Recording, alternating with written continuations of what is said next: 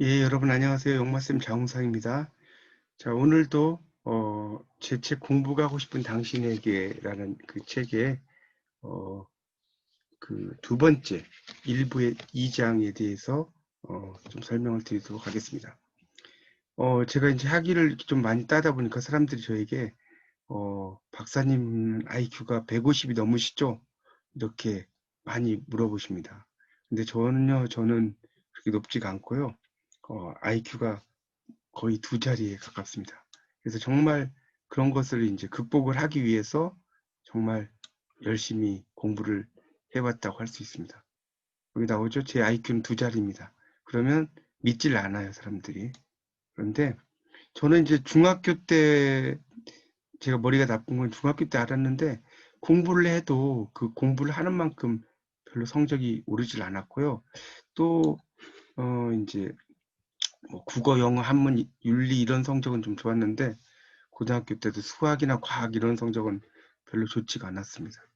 근데 저와 반대로 제 형은 IQ가 막 135 정도 되고요.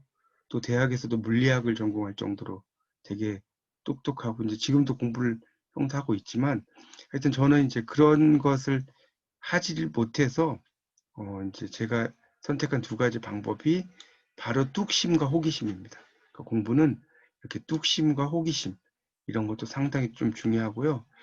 저는 이제 중학교 때 운명처럼 좀 영어를 만나게 됐습니다. 이 영어의 그 영어 선생님의 이런 발음하시는 중학교 1학년 때 그 김중식 영어 선생님이 발음하시는 그 모습이 너무나 멋져서 저도 이제 영어를 좀 공부해야 되겠다라는 생각을 가지고 좀 영어를 좀 열심히 공부를 해서 이제 영문학 박사가 됐습니다. 그래서 진정한 공부꾼은 계속해서 반복을 하는 거 이것이 상당히 중요하다라고 볼 수 있습니다. 그런 내용들이 이제 쭉 제 책에다가 제가 썼고요.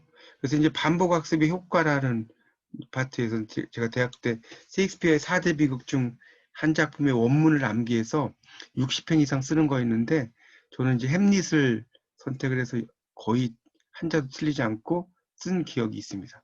그러니까 그것은 결국은 반복이라는 거 이런 것들이 상당히 중요하다는 것을 알 수가 있습니다. 계속해서 우리 뭐 역대 왕들을 이야기할 때 태종, 태세, 문단세 이렇게 가는 거 있죠?